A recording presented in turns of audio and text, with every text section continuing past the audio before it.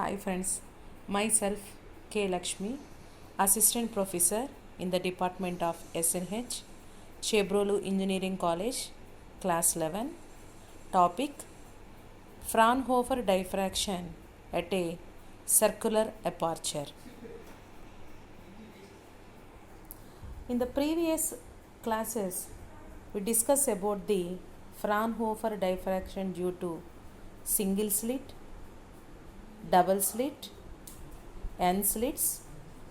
In the same way, here we also discuss about the Fraunhofer diffraction at a circular aperture. The meaning of circular aperture means the obstacle shape like a circular. Then what about the diffraction pattern is observed on the screen? That is discussed in this class. Now, the problem of diffraction at a circular aperture was first solved by the scientist Airy in 1835. A circular aperture having diameter d as it is shown in the figure as AB. Now, with the help of convex lens, to convert the source of light into a plane wavefront WW dash. Now it is incident normally on the circular aperture. As we know that after the circular aperture, the light rays, that means some of the light rays travel in the same direction as that is in the initial direction, and some of the light rays are bending at the corners of the obstacle by some diffraction angle theta. So these waves are commonly named as secondary wavelets. Now what is the diffraction pattern we have to observe on the screen due to circular aperture? Now this is the picture of Fraunhofer diffraction at a circular aperture. Here W dash, it is a plane wavefront, so they can be represented as a straight lines. Actually here there is also we have to use a convex lens, but that can be not shown in the figure due to lagging of the diagram. So with the help of a convex lens, this light source is converted into parallel beam of rays. Here it is a circular aperture, but due to in a two-dimensional picture, just here we mention as in a straight way, but you have to imagine the aperture is in a circular shape, and that circular aperture is indicated by the letter AB. Now it is the D is the diameter of the circular aperture.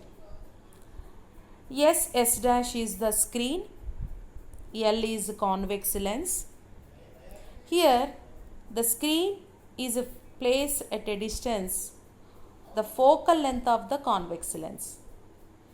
Why? Because that whenever we does not place the screen a focal length of this convex lens, we cannot capture the image on the screen. That means it may be falls on the before the screen, or it may be falls on the after the screen. We cannot observe the picture of the image of the object on this screen. That's why we exactly place the screen the focal length of the given convex lens. Then only we observe the image on this screen.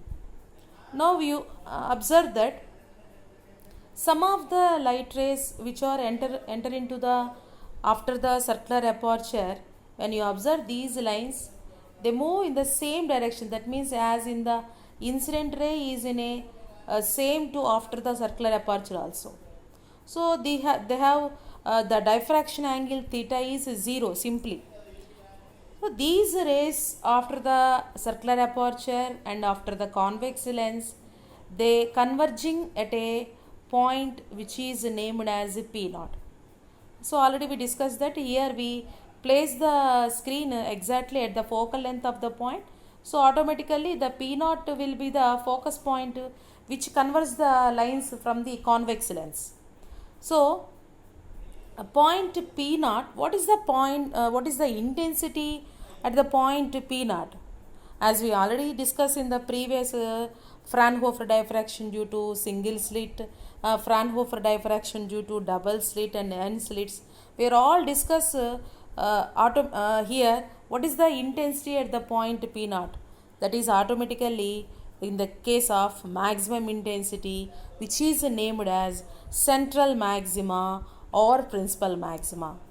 But here in this case, the circular aperture it named as a maximum intensity case. Because of that, there is no diffraction between the light rays whenever they emerged from the circular aperture also.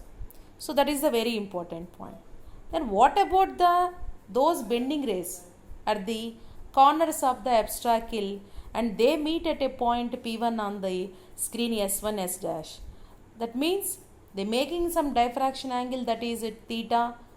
So what is the intensity at the point P1, whether it is maximum or minimum, that we can be find out with the help of the path difference between the two rays, that is AP1 and BP1. So next we have to find the path difference between these two rays. Basing on path difference, we have to find the resultant amplitude, and next we have to find the intensity at the point P1. All the waves, whatever we have to discuss in the diagram, that means all the waves travel some distance to reach a point P naught, and there is no path difference between these rays. Hence, at the point P naught, here we observe a bright spot is formed. So this point is known as array disk. So the P naught corresponds to the central maxima. What are the experiment Fraunhofer diffraction due to circular aperture was first explained by the scientist Array. So simply he named as the bright spot at the point P naught is known as array disk. So here you have to observe that the P naught corresponds to central maxima. Why? Because that all the rays travel with the same distance, and they have the same intensity as the initial intensity after the abstracule also, and there is no path difference between these rays. Hence the intensity at the point P naught is very high. That means it corresponds to the central maxima case. Next, what about the waves making an angle theta with respect to the direction of Cp naught? Now all these secondary waves travel in the form of a cone, and hence they form a diffracted ring on the screen. So now the radius of that ring is x, and its center is at P naught. Here you have to observe that there is a lot of common points between Newton's rings and circular aperture, but they are quite different between these two cases. In Newton's rings, we have to observe the initially bright dark spot, and it is surrounded with a dark and bright rings. Whenever in the case of Fraunhofer diffraction due to circular aperture, the bright array disk surrounded with dark and bright rings. That is the main difference between the Newton's rings. You have to observation. What are the observations you have to take? And in case of Fraunhofer diffraction due to circular aperture. So here we taking a circular shape of aperture. That's why whatever the image on the screen is, it forms a bright spot surrounded with a cone of dark and bright rings are formed. So now the radius at the ring is, that means here at the point P naught there exists a array disk. Now the disk having a radius of small x. Now consider the point P naught on the ring. The intensity at the point P1 depends on the path difference between the A to P1 and B to P1. Now we have to find what is the path difference between A to P1 and B to P1. We have to again discuss the diagram. We have to draw a perpendicular. So to calculate the path difference between A to P1 and B to P1, here we draw a perpendicular, that is AD. Now AB is the hypotenuse. Why? Because here D is a perpendicular. As we know, the opposite side of the perpendicular is a hypotenuse. So it is theta diffraction angle. So automatically this is also a theta angle. Now consider a triangle ABD. What is a sine theta here? So sine theta formula is opposite side by hypotenuse. So here opposite side is BD, hypotenuse is AB. Now AB value substitute here as a D, that is the diameter of the circular aperture. How to find the path difference? So from that triangle ABD, so BD is equal to AB sin theta. As we know, AB is the diameter of the circular aperture. So substitute the D value in place of AB. So path difference, we get the formula path difference is equal to D sin theta. So the diffraction due to circular aperture is similar in the case of diffraction due to single slit, what we have to discuss in a single slit experiment also. Hence the condition at the point P1 depends on that means the intensity at the point P1 depends on the path difference D sin theta. As we know that the path difference and the phase difference relation is, path difference is if path difference is equal to integral multiple of the phase difference.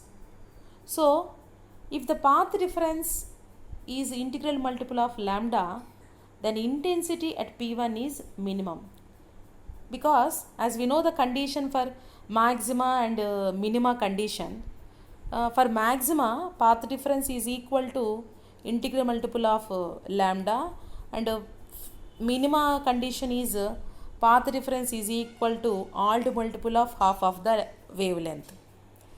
So in the similar way, in Fraunhofer diffraction due to single slit, the path difference is integral multiple of lambda, then the intensity P1 becomes to minima. On other hand, the path difference is odd multiple of lambda by 2, then the intensity is maxima. By knowing these conditions, then what about the intensity at the point P1 is D sin theta is equal to n lambda. That is the condition for minima. That means path difference is equal to integral multiple of wavelength. That is the condition for minima, as in the same of Fraunhofer diffraction due to single slit. And in case of maxima condition, path difference is equal to odd multiple of half of the wavelength.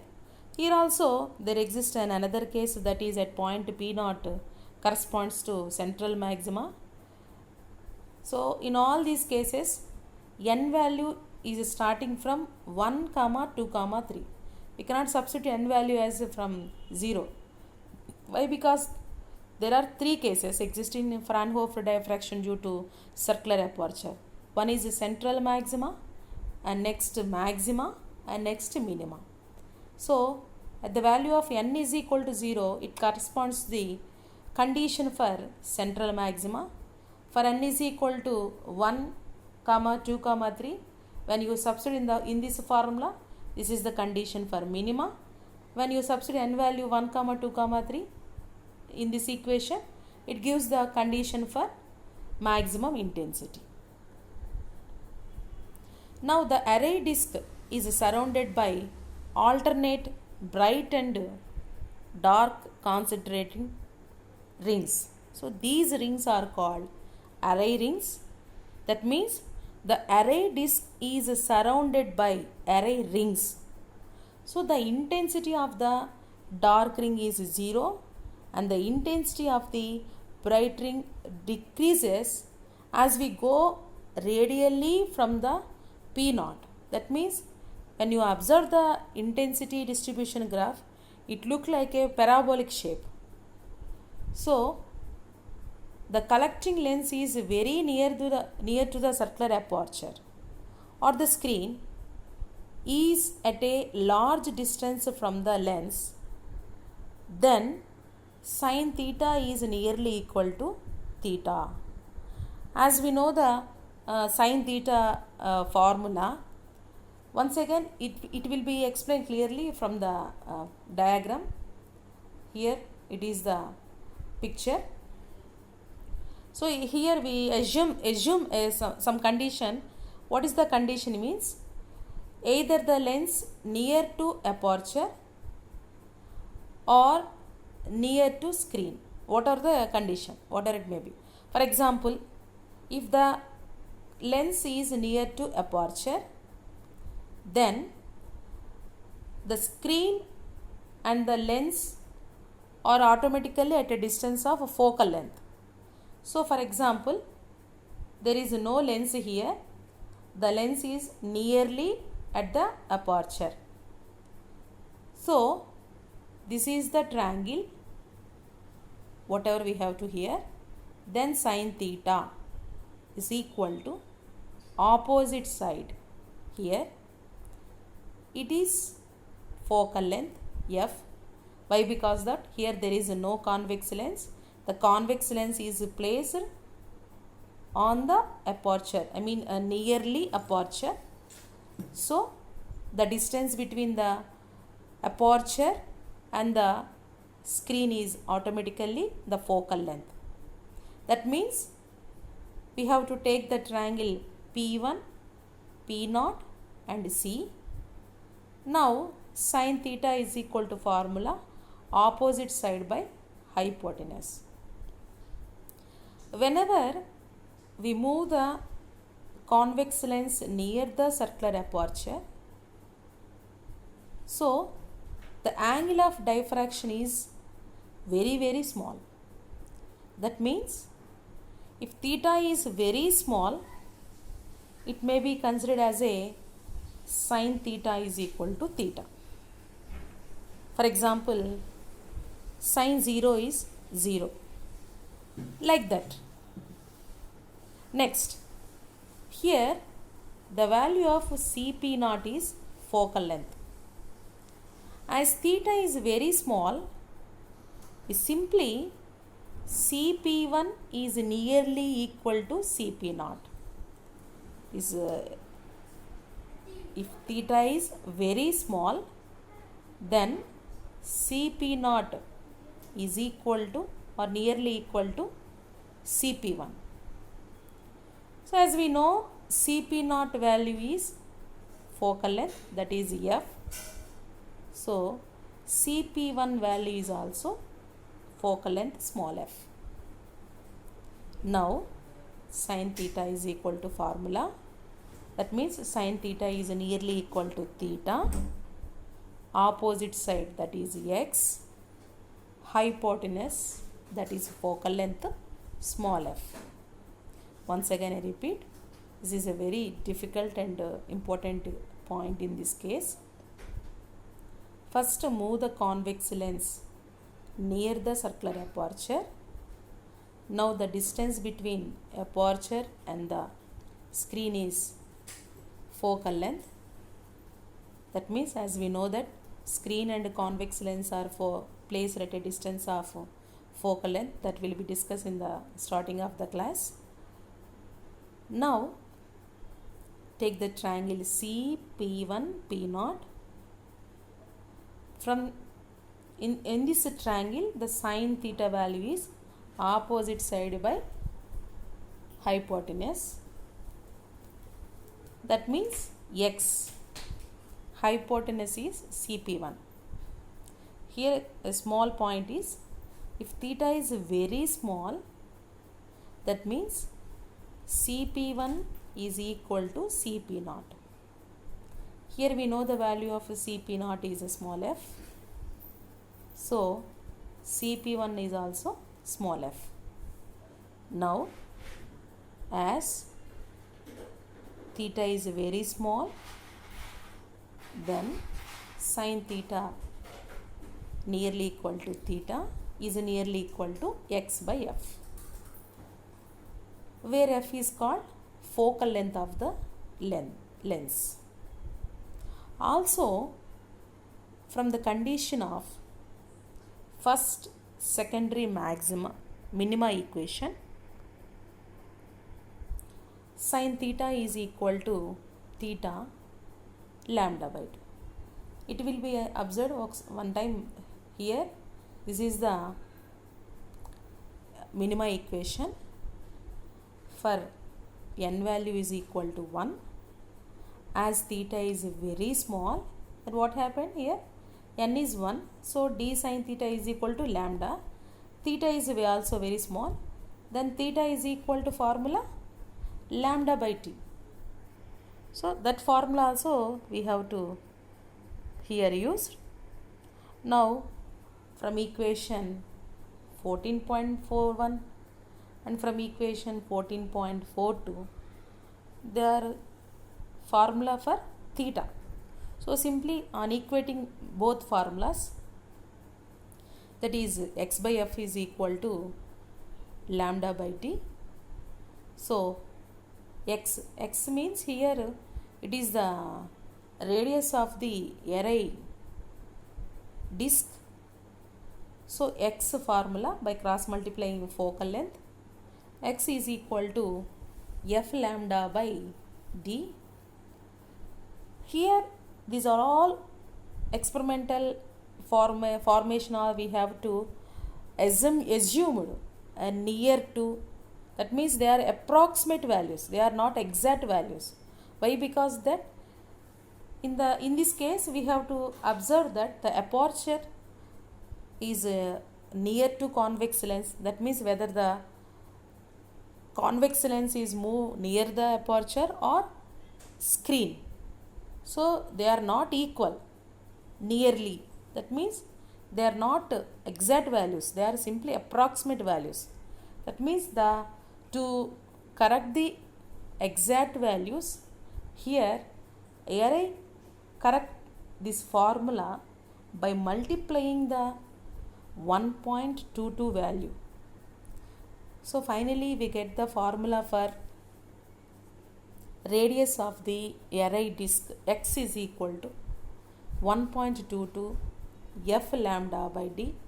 Here the 1.22 value is to exact value of x. For correction of the value of x in the above formula, f is the focal length of the given convex lens, lambda is the wavelength of the light source, d is the diameter of the circular aperture.